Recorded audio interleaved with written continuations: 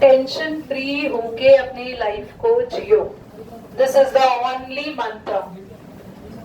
जो देखो, टेंशन उस चीज की लेनी चाहिए जो चीज तुम्हारे हाथ में है और जो तुम कर सकते हो। जैसे कि तुम्हारे हाथ में अभी समय है और तुम पढ़ सकते हो, पर तुम टेंशन कब लेते हो? अभी तुम में से कोई टेंशन नहीं ले रहा, आप बहुत रिलैक्स इस टाइम को फेस कर रहे हैं। आप में से कोई भी बच्चा है जो इस चीज की टेंशन ले रहा है कि हाँ मुझे पढ़ना है, मैं बस टाइम कम है या 2 महीने बीत गए हैं और मैंने अभी तक जेन्युइनली 10th की स्टडी नहीं की। मेरी बात को ध्यान से सुनना, कोई नहीं ले रहा है टेंशन। पर आप लोग कब टेंशन लोगे? जब समय तुम्हारे हाथ से निकल जाएगा। और जब जेन्युइनली समय 10 दिन रह जाएंगे बोर्ड एग्जाम में, 15 दिन रह जाएंगे या कल पेपर होगा, तो आज हो सकता है टेंशन से आप इतना ज्यादा ओवर स्ट्रेस्ड हो जाओ कि बीमार हो जाओ। तब टेंशन लेने की कोई बात ही नहीं है। क्यों? क्योंकि तब समय तुम्हारे हाथ में है ही नहीं, तुम कुछ कर उसके साथ नहीं सकते। तो जिस काम के लिए आप कुछ कर सकते हो, जिस प्रॉब्लम का आपके पास सॉल्यूशन है और जिस प्रॉब्लम में आप एटलीस्ट अपनी मदद कर सकते हो, तो उसके लिए टेंशन लो। पर जिस प्रॉब्लम के पास आप गए और आपके पास कोई सॉल्यूशन नहीं है, रिजल्ट आ गया, रिजल्ट खराब आ गया, अब उस खराब रिजल्ट का हम कुछ नहीं कर सकते, तो कोई टेंशन लेने वाली बात अब नहीं है। पर इन फ्यूचर के लिए मेहनत कर सकता है, उससे सीख ले सकते हैं। जिन बच्चों के 9th में रिजल्ट्स में एवरेज मार्क्स आए, तब उन्होंने 2 दिन 3 दिन के लिए रोना किया अपना, वो फिर वैसे ही ट्रैक पे आ गए। और जिन बच्चों ने 9th के रिजल्ट से सीख ली, मैं आज उनका नाम नहीं लेना चाहूंगी, पर क्लास में ऐसे 5 से 6 बच्चे ऐसे हैं जिनके रिजल्ट मुझे जेन्युइनली दिख रहा है कि वो 10th में बहुत अच्छा स्कोर करेंगे। मैं उनका नाम नहीं लूंगी। और पता है, 9th में कुछ ऐसे बच्चे हैं जिन्होंने बहुत अच्छा स्कोर किया था और 10th में उनके पासिंग मार्क्स भी आने की कोई उम्मीद नहीं है। ये भी है। There are some students who cannot able to clear the 10th class in very smooth way, because उनका स्टडी ट्रैक पूरा स्पॉइल हो चुका है। आते हैं, हम सर्किट डायग्राम बनाना सीखेंगे, और पहले हम सिंबल्स को जानते हैं। इलेक्ट्रिसिटी चैप्टर्स में हमें कुछ सिंबल्स का पता होना बहुत जरूरी है। हमेशा एक बड़ी लाइन और एक छोटी लाइन से एक सेल रिप्रेजेंट होता है। एक सेल, 2 सेल या 2 से ज्यादा सेल्स को हम बैटरी कहते हैं। तो चश्मे पहनने वाले लोगों को नहीं कहते हैं battery. We are having battery in real life too. These are the connecting wires. एक वायर से दूसरे वायर के जॉइंट को दिखाता है ये dot. This is the crossing wire, मतलब ये वायर जुड़ी हुई नहीं है, पर वायर के ऊपर से एक वायर आ रही है। एक इंडिकेट, zigzag लाइन इंडिकेट करती है रेजिस्टेंस को। रेजिस्टेंस क्या है? जो करंट को रोकता है, जो करंट को कंट्रोल करता है। नाउ वेरिएबल रेजिस्टेंस, जब हम वायर में ऐसा रेजिस्टेंस लगाते हैं जो चेंज हो सकता है, ये फिक्स्ड है, ये बदल नहीं सकता। जिस वायर में रेजिस्टेंस बदल सकता है उसके लिए ये 2 सिंबल है। एमीटर जो सर्किट में किसको चेक करता है? करंट की रीडिंग देता है। वोल्ट मीटर जो सिस्टम में किसकी रीडिंग देता है? वोल्टेज। गैल्वेनोमीटर भी करंट के लिए बताता है हमें। ओपन स्विच में हमें ये ओपन रखना है। ओपन स्विच का मतलब होता है कि स्विच क्लोज है। नहीं, ओपन का मतलब है ये स्विच बंद है, मतलब करंट आगे नहीं जा रहा है। और क्लोज्ड स्विच का मतलब है कि रियलिटी में स्विच ओपन कर रखा है, करंट जा रहा है। क्योंकि देखो, ये करंट सीधा चला जाएगा, बीच में रुकावट। यहाँ देखो, यहाँ करंट गया, पर यहाँ से यहाँ आने का रास्ता ही बंद है। तुम्हें दिखाई नहीं दे रहे थे पांचों? दिख रहा है। इस सिंबल का मतलब है आपने स्विच बंद कर रखा है, बल्ब ऑन नहीं होगा। इसका मतलब है, नाम इसका क्लोज्ड स्विच है, पर रियलिटी में ये ओपन स्विच है। क्लियर हो गया? Bulb and all. चलिए, ये स्पेस तो बीच में नहीं है। चेयर अंदर करो बेटा, थोड़ी सी नहीं गिर जाती मुझे। ध्यान से देखिए सभी। ओम्स लॉ हमने पढ़ा, लिखा है। और सर्किट डायग्राम कैसे बनेगा वो देखेंगे। इनको यूज करके ना हम लोग सर्किट डायग्राम बनाते हैं। ध्यान से देखना, एक सर्किट डायग्राम बनाना स्टार्ट करते हैं। सर्किट डायग्राम के लिए क्या क्या चाहिए, सबसे पहले तो वायर, और वायर का सिंबल थर्ड पे आप लोगों ने लिखा होगा, स्ट्रेट लाइन। यस, वायर में करंट सप्लाई करने के लिए चाहिए एक बैटरी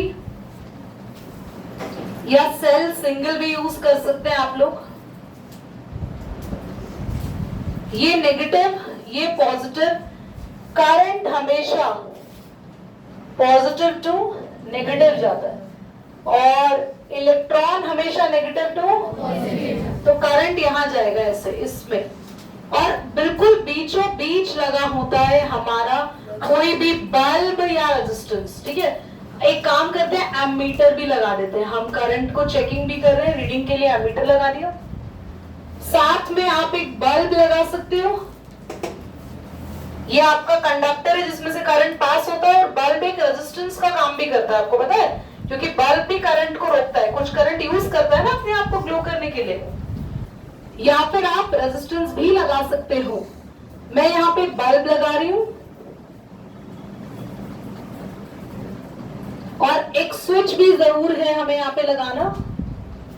स्विच मैंने क्लोज स्विच बनाया है, इसका रियल में मीनिंग है कि ये ओपन है, करंट सप्लाई हो रहा है यहाँ पे। Is that clear? और करंट सप्लाई हो रहा है, द बल्ब इज ग्लोइंग। अगर मुझे वोल्ट मीटर लगाना पड़े तो वो कहाँ लगाऊंगी मैं? एमीटर तो हमेशा सीधी लाइन में लगाते हैं, वोल्ट मीटर हमेशा जहां भी आपका कंडक्टर हो या जहां भी आपका रेजिस्टेंस हो उसके ऊपर पैरेलल में अलग से जोड़ते हैं volt meter. Is that clear? सबको समझ में आ गया? ये क्या है? ये क्या है? वोल्ट मीटर हमेशा हम कैसे जोड़ते हैं? पैरेलल में अलग से, और उसी सेम लाइन में हमेशा क्या दिखाते हैं? एमीटर। क्लियर हो गया? ये सर्किट का मैंने स्पेस छुड़वाया था, वहां आप इसको बना लेना। अब ओम्स लॉ समझो। क्लास देखो, ओम्स लॉ क्या कहता है, एक बार रीड करें आप सभी अपने मन में। पढ़ा सभी ने? Now Garima, read it loud. According to Ohm's law, at a constant temperature, the current flowing through a conductor is in an entire circuit is directly proportional to the potential difference across the circuit. Ohm's law ये कहता है इस पूरे circuit में जितना current है वो पूरा का पूरा करंट, देखो एक साइन होता है, सिंबल को याद रखना, ये सिंबल होता है प्रोपोर्शनल। प्रोपोर्शनल का मतलब है, प्रोपोर्शनल का मतलब क्या होता है कि आई डिपेंड करेगा वी पे। अब डायरेक्टली डिपेंड करेगा आप बोल रहे हो या इनवर्सली डिपेंड करेगा, ये कैसे पता चलेगा? Who is sitting there? Jay, please यहां देखिए बेटा। आई डायरेक्टली डिपेंड करेगा वी पे या इनवर्सली डिपेंड करेगा, उसके लिए हम वी को कहां रखते हैं वो इंपॉर्टेंट रोल प्ले करता है। हमारे ओम्स लॉ में वर्ड लिखा है डायरेक्टली, अंडरलाइन कर लीजिए, इसीलिए वी को सामने रखना है। अगर लिखा होता इनवर्सली तो वी को लिखते हैं 1/V, तो वो होता current inversely proportional to V. पर यहां सामने सामने लिखा है, इसका मतलब है current is directly proportional to voltage या वी। अब क्या हम इसको ऐसा भी लिख सकते हैं? V, एक ही बात है, या तो करंट बोल दे वी पे डिपेंड कर रहा है, वी बोल दे करंट पे डिपेंड कर रहा है। इसका मतलब क्या है? आपके घर में जितना करंट आता है वो डिपेंड करता है वोल्टेज पे। दीदी हमें पता है गर्मियां चल रही है, आजकल वोल्टेज कम आती है, रात में करंट कम आता है, घर में काम ही नहीं करते अप्लायंसेस। देखा है ना, आपके मम्मी पापा बोलते हैं वोल्टेज कम आ रही है पीछे से, तो वोल्टेज ही घर का क्या डिसाइड करता है? करंट। या उल्टा बोल दो, वोल्टेज करंट डिसाइड करता है, या हमारे घर में जितना करंट है वो किस पे डिपेंड कर रहा है? वोल्टेज पे। अब इसका साइन हटा के अगर इक्वल लगाते हैं तो कुछ ना कुछ कांस्टेंट लगाना पड़ता है, और वो कांस्टेंट है R, और इस R को बोलते हैं ohm's constant, that is resistance. इस R का नाम क्या है? रेजिस्टेंस। समझ में आया? रेजिस्टेंस की SI यूनिट, यानी रेजिस्टेंस को आप जब भी कोई नंबर में लिखो, रेजिस्टेंस 10 है, 13 है, तो उसके पीछे यूनिट लगाते हैं। उसकी यूनिट है OHM, ओम, या फिर इसका साइन है ओम का। This is the sign of Om. समझ में आया? 10 ओम भी लिख सकते हैं और 10 ये वाला सिंबल यानी ओम भी लिख सकते हैं। रेजिस्टेंस क्या है? जो करंट को सर्किट में स्टॉप करे। रेजिस्टेंस एक तरीके का क्या होता है? कांस्टेंट। किस लॉ से मिला है हमें ये?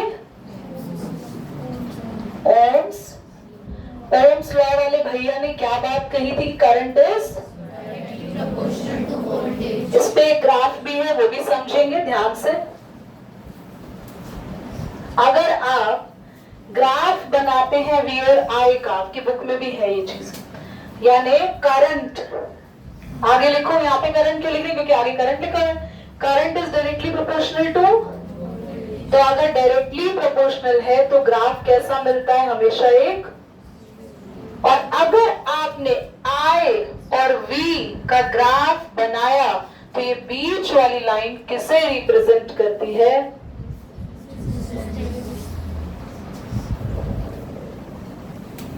V और I एक दूसरे के कैसे प्रोपोर्शनल होते हैं? इनकी प्रोपोर्शनैलिटी से नया कांस्टेंट मिला जिसका नाम है, उसकी यूनिट क्या होती है? रेजिस्टेंस का मतलब होता है करंट को रोकना, स्टॉप करना। और I और V का ग्राफ बनाते हैं तो हमेशा कैसी लाइन आती है? और वो स्ट्रेट लाइन इंडिकेट करती है कि वो किसकी लाइन है। क्लियर हो गया यहाँ तक? नोट करिए।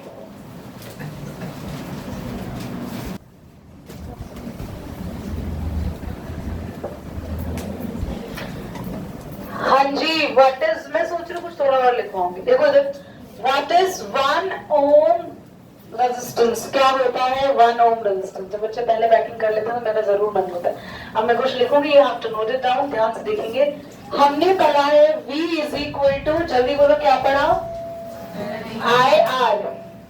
जैसे हर जगह IR बोलेंगे, ज्यादा अच्छा लगता है बोलने। V is equal to R की वैल्यू निकालेंगे तो क्या हो जाएगा? V by. और अगर आपको 1 ओम रेजिस्टेंस निकालना है तो वोल्टेज कितनी चाहिए? जल्दी बोलो। 1 वोल्ट। और करंट कितना चाहिए? 1 एम्पियर। तो 1 ओम रेजिस्टेंस क्या होता है? When in the circuit how much voltage is being supplied and how much current is showing over there? That means the resistance is equal to 1 ohm. समझ में आ गया? क्लियर? हेडिंग डालेंगे factors affecting the strength of resistance.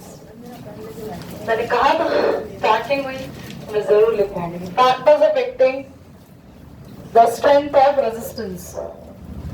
There are the following factors. There are, ये note कर लिए जो मैंने ऊपर लिखा है अभी? क्यों? ये ऑन है बेटा वीडियो? हाँ। There are the following factors on which resistance depend. देखो ये तो ये नोट कर लेना। अब ध्यान से देखो, हमारी वायर का रेजिस्टेंस यानी कितना करंट उसमें रुकेगा या कितना करंट उसमें ट्रैवल होगा। ध्यान से सुनो, मैं बात किसी एक रेजिस्टेंस की नहीं कर रही हूं, मैं बात कर रही हूं पूरे वायर की। हर वायर में अपना अपना रेजिस्टेंस होता है, अपना खुद का। कहीं पे करंट पास हो रहा है तो कोई ना कोई वायर कुछ परसेंटेज तो करंट को रोकेगी ना। आप नोटिस करो, आपके घर में क्या सारी वायर सेम होती है? प्रेस के पीछे की वायर देखो, आपके चार्जर की वायर देखो, बोलो कैसी होती है? अरे अलग नहीं, पतली होती है। अलग क्या हो गया? It's being narrow and electric ion की वायर ब्रॉड। नैरो, ब्रॉड, अलग अलग टाइप की वायर्स क्यों है ये? क्योंकि कहीं पर करंट को ज्यादा देना होता है और कहीं पे करंट को। अब हम पढ़ेंगे फैक्टर्स में क्या क्या, बस ये लास्ट है, बस एक अब मैं 1 सेकंड के अंदर आप लोगों को बाहर भेज दूंगी, ओवर हो जाएगी क्लास, बस फैक्टर्स लिख लेंगे। कौन कौन से फैक्टर्स हैं ध्यान से देखेंगे। फर्स्ट है रेजिस्टेंस डायरेक्टली प्रोपोर्शनल है लेंथ ऑफ कंडक्टर के, यानी कि L। Second resistance inversely proportional है एरिया ऑफ क्रॉस सेक्शन के, क्रॉस सेक्शन यानी कि A। थर्ड ये भी हो गया resistance inversely proportional to temperature, resistance directly proportional to temperature होना चाहिए।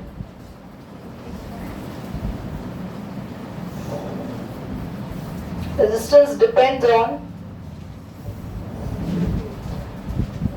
depends on the quality of conductor or material used in conductor। इनको पढ़ेंगे डिटेल में इन द नेक्स्ट क्लास। इसी पे करेंगे न्यूमेरिकल, इसी पे एक छोटी सी डेरिवेशन, और ये बहुत इंपॉर्टेंट है, will surely come in your examination. बनाई